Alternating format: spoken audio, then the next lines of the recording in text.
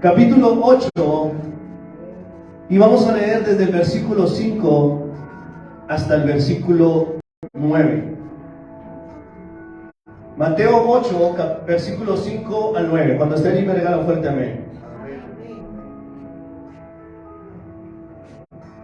Bueno, gloria a Dios, ya llegaron dos hermanos. Mateo 8, del 5 al 9. ¿Ya estamos allí? Dice así la palabra de Dios en la Nueva Traducción Viviente. Cuando Jesús regresó a Capernaum, un oficial romano se le acercó y le rogó: Señor, mi joven siervo está en cama, paralizado con terribles dolores. Iré a sanarlo, dijo Jesús. Señor, dijo el oficial, no soy digno de que entres en mi casa. Tan solo pronuncia la palabra desde donde estás y mi siervo se sanará. Lo sé porque estoy bajo la autoridad de mis oficiales superiores y tengo autoridad sobre mis soldados. Solo tengo que decir vayan y ellos van, o vengan y ellos vienen. Y si les digo a mis esclavos hagan esto, lo hacen. Amén. Entonces, como vemos allí, dice la palabra que cuando Jesús regresó a esta ciudad de Capernaum, un oficial romano se acercó a él, o como dice la versión Reina Valera, un centurión. Y un centurión, iglesia, era alguien con un rango militar que estaba a cargo de una centuria, es decir, una compañía de 100 soldados. Y estos centuriones u oficiales romanos procedían de una familia pudiente, de una familia educada. O sea que podríamos decir que este oficial o este centurión no era cualquier persona. No solamente por el rango que pudiera tener, sino también porque venía de una buena familia, de una familia adinerada. Pero cuenta la palabra de Dios que a pesar de su posición o de su estatus, este hombre se acerca a Jesús. Y dice la palabra allí muy claro, en el versículo 5 dice, se le acercó y le rogó. Y un ruego es una súplica que se realiza a Dios de una forma desesperada o insistente. Un ruego se realiza cuando realmente hay una necesidad. Es como cuando los niños desean algo, ¿cierto? Un dulce, un chocolate, un helado, y empiezan, mamá, yo quiero ese helado, yo quiero el helado, yo quiero, ¿cierto? Y se quedan ahí. ¿Se quedan ahí los hijos, los niños? No, siguen pidiendo, ¿cierto? Y mamá, pero no se te olvide, por favor. Y hasta que ¿qué? Hasta que no lo tienen, no dejan de rogar, no dejan de pedir. Pero algo que debemos aprender en esta mañana, conforme a este ejemplo de este oficial romano, de este centurión, es que no solamente se acercó a Jesús y le rogó, sino que conforme a su actitud mostró una cualidad que nosotros como hijos de Dios debemos tener. Y esa cualidad se llama humildad. Escríbalo allí bien grande: para obtener un milagro, yo debo acercarme a Jesús con humildad. Porque como vemos, este hombre tenía poder, este hombre tenía autoridad, tenía gente a su cargo que dependían de él. Pero no obstante, ante esta crisis que vivió o que vivía con este joven siervo, todo ese poder no le sirvió para nada. Y tuvo que reconocer su incapacidad y venir con una actitud de sumisión, creyendo que Jesús podía obrar un milagro. Vuelvo y lo repito. Este hombre tuvo que reconocer su incapacidad y vino con una actitud de sumisión, de humildad ante Jesús, creyendo que él podía hacer un milagro en su siervo. Amén. Y por eso, iglesia, ante cualquier situación, sin importar el rango, sin importar la posición que tengamos, la mejor opción que nosotros como hijos de Dios podemos tener es acercarnos a Jesús y rogarle. Debemos acercarnos a Jesús y rogarle. Y muchos podemos decir amén, gloria a Dios. Pero la pregunta es, ¿realmente lo hacemos? Amén, ay, sí, no escuché ningún amén. ¿Realmente nos acercamos a Jesús cuando viene una adversidad? ¿O nos creemos muy, porque tenemos una posición? No, yo soluciono eso. Para mí eso es fácil, breve, sencillo.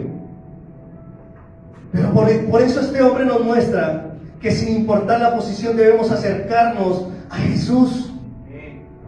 Porque lo que muchas veces pasa es que cuando viene una situación difícil, digamos, por ejemplo, cuando no hay plata, cuando no hay dinero, ¿qué es lo primero que hacemos?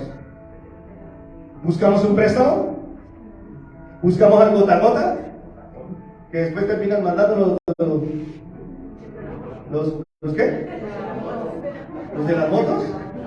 ¿Quién dijo otra cosa por ahí? Los chicamotos, algo así escuché por ahí. ¿Ah? O realmente cuando vemos que estamos como cortos de dinero, nos acercamos a Jesús y le decimos: Señor, yo sé que tu palabra dice que tú eres mi proveedor, que tú eres el que me provee. Señor, necesito para pagar esto, dame la provisión. O por ejemplo, muchas veces sucede que cuando hay una manifestación espiritual en la casa, no, pastor, es que yo estuve, no, el pastor, la otra persona, hermano, no, es que usted no sabe lo que viví, que de noche estaba durmiendo allí con mi esposa y sentí que me ahogaron. Y hermano, ¿y usted qué hizo después de eso? No, yo fui y busqué al chamán, yo fui y busqué al brujo. O por ejemplo, hay una situación de ruina en la casa y dice: uy, hermano, pero usted sí está resalado, váyase con ruda.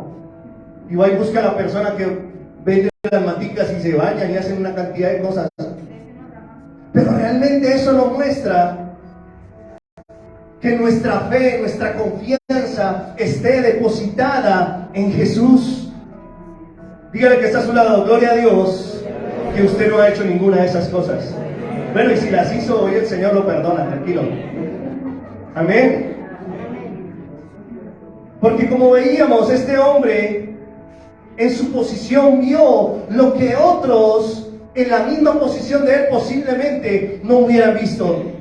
Y por eso Jesús es la única solución en los momentos de adversidad, en los momentos de dificultad, en los momentos de enfermedad.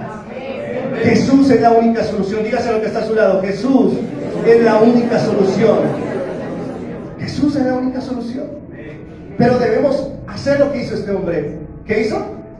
¿Se quedó durmiendo en la casa? No, dice que se acercó a Jesús y le rogó. Y otra de las cualidades que podemos ver allí no solamente es su humildad. Otra de las cualidades que tuvo este hombre es que tuvo compasión de su siervo. ¿Cuál fue la primera? Humildad. Segundo, compasión. Dice allí el versículo 6: Señor, mi joven siervo está en cama, paralizado y con terribles dolores. Él reconocía la condición, la situación que estaba viviendo. Y sabemos que en la antigüedad los esclavos eran vistos como objetos que le pertenecían a sus amos, los cuales esos amos podían hacer con sus esclavos o sus siervos lo que ellos quisieran, hasta los podían matar. O sea que podemos ver, conforme a este pasaje, que este hombre hubiera podido fácilmente deshacerse de su siervo. ¡Ay! Se murió el siervo, se murió el esclavo. Pero no, este hombre se acercó a Jesús y le dijo: Señor, mi joven siervo está en cama, paralizado. Sin embargo, este hombre, este oficial romano, expresa preocupación por la situación que estaba viviendo su siervo, y así mostró gran compasión por este hombre. Seguramente este joven, esclavo o siervo, estaba postrado en cama, víctima de una terrible parálisis que le causaba posiblemente graves dolores articulares. Pero este hombre demuestra un corazón sensible, un corazón lleno de afecto, un corazón lleno de amor, de estima hacia aquellos que estaban cerca de él. Y otra cosa de la que nos podemos preguntar es, ¿cuál es tu actitud cuando tú ves a alguien en parálisis? ¿Cuál ha sido tu actitud cuando ves a ese vecino, a ese hermano, a ese amigo postrado en una cama? Espero que usted no sea de los que dice, eso se lo merece, por pecador, por hijo del mismísimo. No, sino que usted pueda decir, qué triste es ver a esa persona en esa condición. Voy a acercarme a Jesús y voy a rogarle por este hombre, por esta persona. Porque eso fue lo que hizo este oficial romano. Tuvo un corazón compasivo, misericordioso. Y esta actitud de humildad y de compasión generó que Jesús le diera una respuesta. Mire, sin el centurión, sin el oficial romano pedírselo, Jesús le dice allí en el versículo 7, iré a sanarlo. O sea, solamente, vean este contexto nomás, o esta primera parte, solamente con este centurión, con su humildad, con su compasión, generó una reacción en Jesús, una respuesta en Jesús. ¿Y qué le dice Jesús? Iré a sanarlo. Qué tremendo es esto.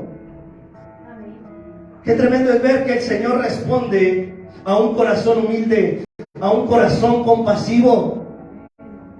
Pero este oficial, al reconocer que estaba ante la presencia del Rey de Reyes y Señor de Señores, ¿qué le dice? Léalo conmigo allí, en el versículo 8. Señor, le dijo el oficial, no soy digno de que entres en mi casa. No soy digno de que entres en mi casa. Seguramente el oficial conocía la tradición judía que les prohibía entrar en la casa de los gentiles, ya que al hacerlo era considerado ceremonialmente impuro. O como muchas veces nos puede suceder a nosotros, nos acercamos a Jesús con ruegos y cuando Él viene en pos de nosotros, nos sentimos indignos, ya sea por lo que pensamos de nosotros mismos o por lo que piensan otros de nosotros mismos. Y por eso en esta mañana, iglesia, quiero invitarlo a que usted venza todo argumento y declare lo que el oficial romano declaró. ¿Qué dijo allí después de decir no soy digno? Mira lo que dice allí, dámelo en pantalla, versículo 8. No soy digno de que entres en mi casa, ¿cierto? Hay un punto allí. ¿Qué dice allí? Tan solo pronuncia la palabra desde donde estás y mi siervo sanará. Dice la versión Reina Valera, solamente di la palabra y mi criado sanará. Y sabe, iglesia, esta declaración es la declaración de un creyente que realmente está esperando un milagro. Esta declaración es la declaración de un creyente que realmente anhela, desea un milagro. Y conforme a esta declaración, lo tercero que vemos allí es que este hombre no solamente era humilde, no solamente tenía un corazón compasivo, sino que creía en la palabra de Jesús. Creía en las palabras de Jesús. Pero una de las cosas que es determinante allí es la fe. La fe siempre ha sido y será un factor determinante para llamar la atención de Dios. Solo necesitamos creer. La fe es una herramienta poderosa que cada creyente necesita mostrar como parte de su experiencia, de su vida cristiana, de su relación con el Señor. Amén. La pregunta es, ¿tú tienes fe? Amén, aleluya, gloria a Dios. ¿Fue el rapto? ¿Nos quedamos algunos? ¿Qué fue lo que pasó? Pregúntale que está a su lado, ¿tienes fe? Amén, así afirmándolo o amén. ¿Ah? O dudando. No, en el nombre de Jesús no hay duda. Tenemos fe. Porque sabe, iglesia, la fe es un fruto del Espíritu Santo. Entonces, si tú tienes al Espíritu Santo de Dios dentro de ti, tienes que dar el fruto de la fe. Dice la palabra de Dios en Gálatas, apúntalo nomás, no lo tengo en pantalla, Gálatas 5, 22, 23. Mas el fruto del Espíritu ustedes los conocen. ¿Cuáles son? Amor, gozo, paz, paciencia, benignidad, bondad, fe, mansedumbre y templanza. Pastor, vuélvalos a leer, que es que voy a ver si voy a ir chuleando. Vuelvo a repetirlo, a ver si usted en su mente va chuleando o va poniéndole X.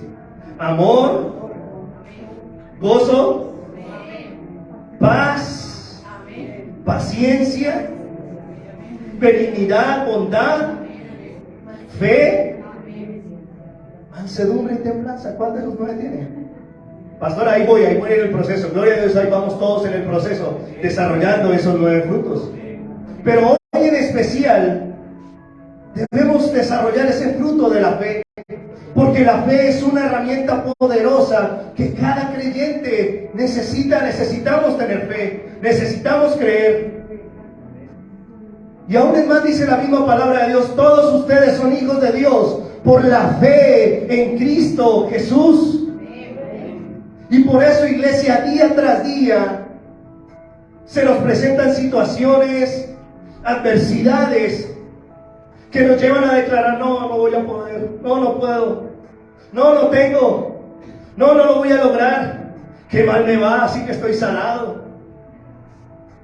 Pero como le decía, nosotros como hijos de Dios tenemos al Espíritu Santo de Dios, y al tener al Espíritu Santo de Dios automáticamente en nosotros hay fe, así sea como lo dice la palabra de Dios, como un granito de mostaza. ¿Usted ha visto una semilla de mostaza? Y dice la palabra que esa fe tiene que crecer para convertirse en un árbol.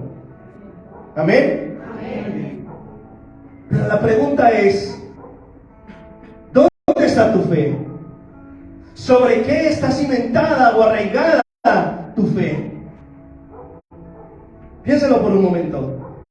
Y mientras lo piensa, acompáñame allí al libro de Hebreos, más adelante, y miren lo que dice Hebreos. Hay un versículo que no sabemos de memoria. ¿Qué dice Hebreos 11:6? Muchos se lo saben de memoria, gloria a Dios, pero parece que la memoria hoy... No, está buena, está full al 100%, gloria a Dios. Acompáñame allí a Hebreos 11:6. Y muchos no sabemos de memoria este versículo, lo hemos escuchado frecuentemente. Pero la pregunta es, ¿realmente creemos como lo dice la palabra? Miren lo que dice allí Hebreos 11:6. ¿Ya llegó? Dice así: de hecho, sin fe es imposible agradar a Dios. Ahí hay un punto, ¿no? Todo el que desee acercarse a Dios, ¿debe qué? ¿Debe pensar? ¿Debe dudar? ¿Debe meditar? Debe creer que Él existe y que Él recompensa a los que le buscan con sinceridad. ¿Cuántos aquí quieren la recompensa del Señor? Todos queremos que el Señor nos recompense. Pero la pregunta es, cuando tú lo buscas con fe. O lo buscas como dice el Chavo del 8, sí voy, no voy. O realmente cuando tú lo buscas como lo buscó el centurión romano. Con un corazón humilde, con un corazón compasivo, y diciendo: Señor, tan solo di la palabra, porque yo sé que donde tú estás, allí llegará la palabra a mi siervo, y él sanará. Y por eso, como vemos aquí, la palabra de Dios nos dice que si nos acercamos a Dios, debemos creer que Él existe. ¿Usted cree que Dios existe? Amén. Y si no, lo invito para que busque por ahí. Esta semana escuché de otro testimonio que hay una mujer, creo que en Estados Unidos, que vivió una experiencia y duró como 20 minutos muerta. Y que cuando se despertó, ella decía: es real, Dios vive, Dios existe. Era lo único que escribía. Y sé que hay muchos testimonios en las redes donde podemos ver que realmente Dios existe. Y no solamente necesitamos de eso. Usted debe estar convencido de que Dios es real y que Dios cumple su palabra. Porque usted ha sentido la presencia de Dios. El Espíritu Santo está dentro de usted. Y por eso usted tiene el fruto del Espíritu Santo. Y por eso, como le decía, iglesia, si te acercas a Dios, debes creer que Él existe y que Él recompensa a los que le buscan con sinceridad. Iglesia, Dios quiere obrar de una forma poderosa en la vida de sus hijos, pero es necesario creer en Él, porque como lo dice este pasaje, sin fe, ¿qué? Es imposible agradar a Dios. O sea, si no tienes fe, no puedes decir, es que yo soy muy cristiano, gloria a Dios, tengo la Biblia rolón desodorante. No, tienes que creer que cada palabra que está aquí escrita se cumple en tu vida. Y tienes que tener la fe de este oficial romano, de este centurión.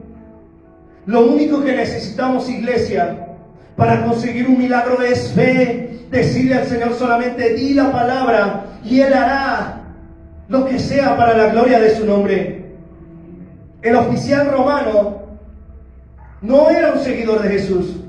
Sin embargo, depositó toda su confianza creyendo en Él, que no necesitaba o que no era necesario que Él fuera a su casa y tocara al enfermo para que éste sanara.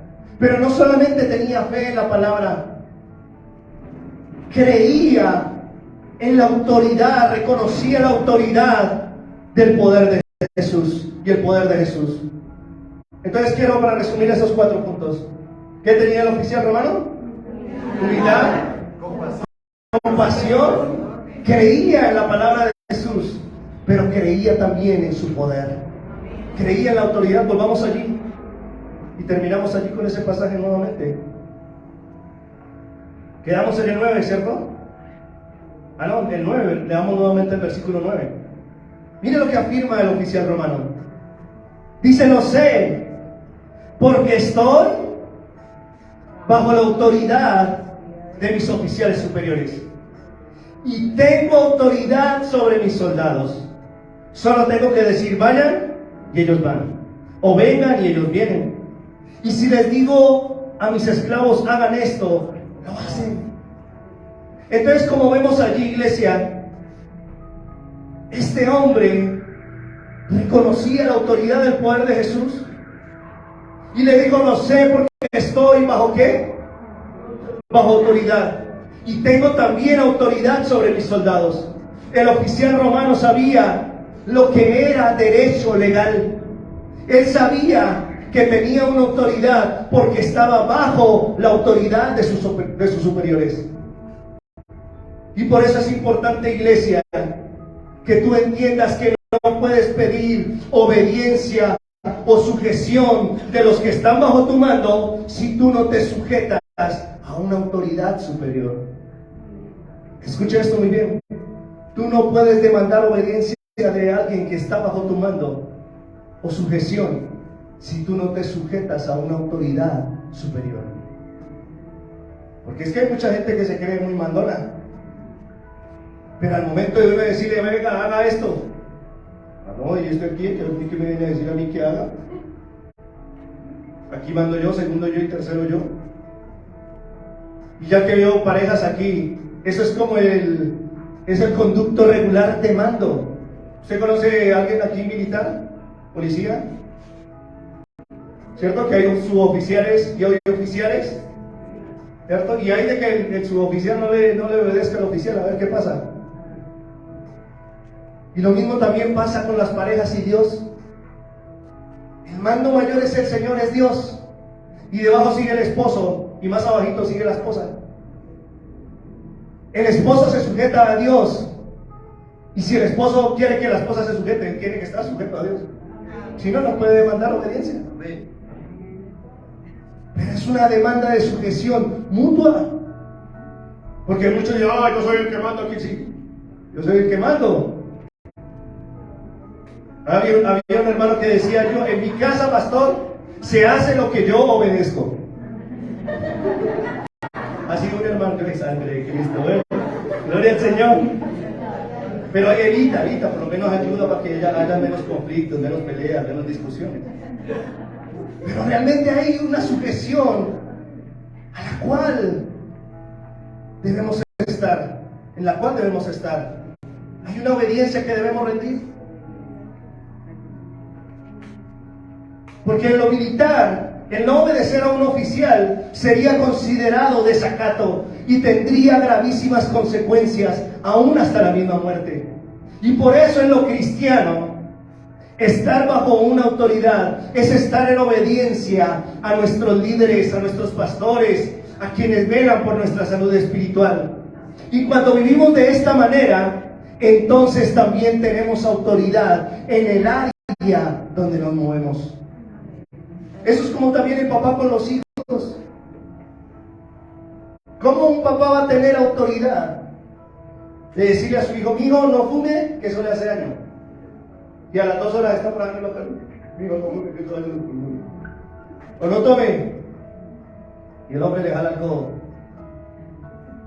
mi hijo, no diga mentiras. Se encuentra a su papá: mira que no estoy. ¿Ah?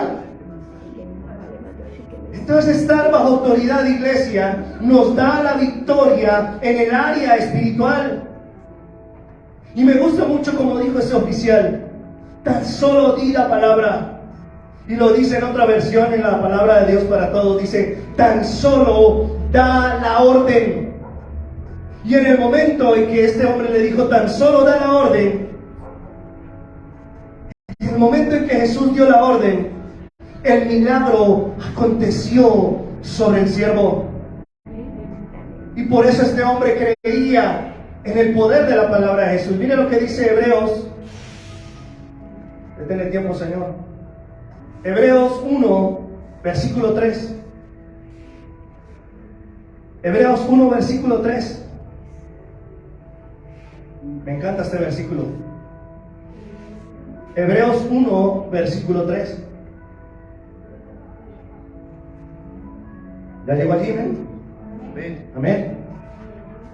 Dice así la palabra de Dios: el Hijo irradia la gloria de Dios y expresa el carácter mismo de Dios. Y escuche esto: y sostiene todo con el gran poder de su palabra.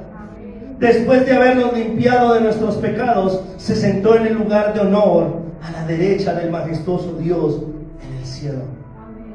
Qué tremendo es esto.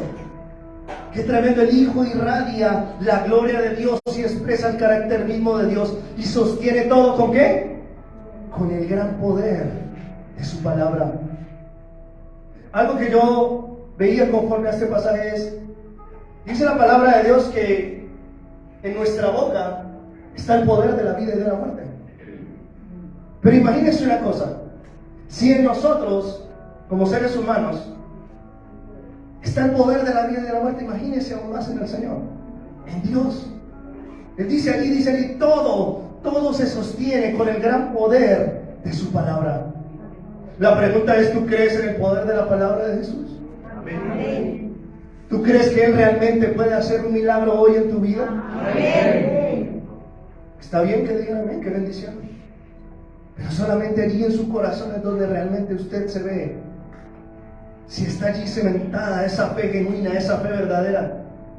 Quiero que volvamos a Mateo y veamos qué fue lo que terminó diciendo el Señor acerca de este oficial romano.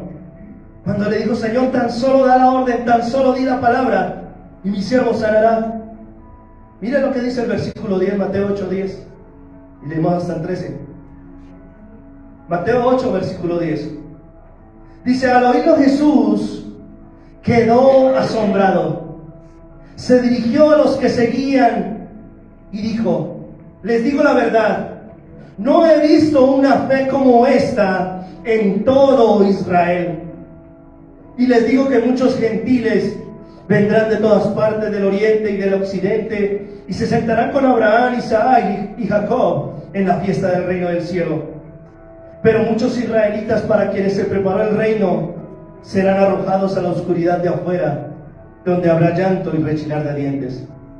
Entonces Jesús le dijo al oficial romano: vuelve a tu casa, debido a que creíste ha sucedido. Y el joven siervo quedó sano en esa misma hora. Qué tremendo. Qué tremendo es saber que solo le dijo: lanza la palabra, Señor, lánzala, dila. Yo sé que tú tienes el poder, yo sé que tú tienes la autoridad para que mi siervo sane. Y algo tremendo es que el Señor le dice: no he visto una fe tan grande en todo Israel. Y muchos de los gentiles, muchos de los que se creían muy estudiosos, muy conocedores de la palabra, dice el Señor, vendrán de todas partes. Algunos se sentarán con Abraham, Isaac y Jacob, pero muchos, para quienes se preparó el reino de los cielos, serán arrojados a la oscuridad de afuera, donde habrá llanto y el rechinar de dientes. O sea que el Señor estaba queriendo decir que aún para entrar en el reino de Dios debemos tener una fe genuina. Una fe genuina, una fe asombrosa como la tuvo este oficial romano.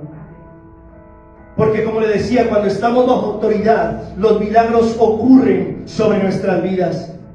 Y por eso, iglesia, si tú en esta mañana estás en busca de un milagro, pregúntate: ¿estás bajo autoridad? ¿Obedezco sin quejarme a los requerimientos de mis autoridades? Y quiero, para terminar, leer este mismo pasaje, pero en la versión lenguaje actual. Dice la versión lenguaje actual en Romanos 8:10: les aseguro que en todo Israel nunca había conocido a alguien que confiara tanto en mí como este extranjero. Oigan bien esto: de todas partes del mundo vendrán gente que confía en Dios como confía este hombre. Esta gente participará en la gran cena que Dios dará a su reino, en su reino. Se sentará a la mesa con sus antepasados Abraham, Isaac y Jacob. Pero los que habían sido invitados primero a participar en el reino de Dios serán echados fuera a la oscuridad. Y allí llorarán de dolor y rechinarán de terror los dientes. Qué tremendo es esto. Qué tremendo es, iglesia, que lo único que nos llama el Señor es a que confiemos en Él, a que creamos en Él, a que creamos en el poder de su palabra. Porque como vimos conforme a este pasaje, solamente la humildad, solamente la compasión y solamente una fe genuina en la poderosa palabra de Dios generó un milagro en la vida de este siervo. Y termino preguntando esto: ¿tu actitud de fe genera asombro en Jesús? ¿Realmente tu fe genera lo mismo que este hombre generó en el Señor? ¿Cuál va a ser tu actitud a partir de hoy? ¿Vas a acercarte a Jesús y creer en el poder de su palabra? ¿O vas a seguir desechándolo? Amén. Aleluya, gloria a Dios. Pero como sé que usted es uno de los que se va a parar con fe, se va a acercar a Jesús y va a decir: Señor, di la palabra. Y yo quiero que no solamente sanes a ese siervo que está allí en mi casa, o a esa persona que está allí en mi casa. Quiero que sane en mi vida. Y no solamente sé que hay necesidad de una sanidad física, sino lo primero que el Señor tiene que sanar en nosotros es nuestro corazón. Porque muchas veces también eso impide que el Señor pueda obrar en nosotros o a través de nosotros para bendecir a otra persona. Y por eso quiero invitarlo, que usted, que es un hombre y una mujer de fe, quiero invitarlo a que se ponga de pie. Y conforme a esa palabra, a este mensaje que usted acabó de recibir,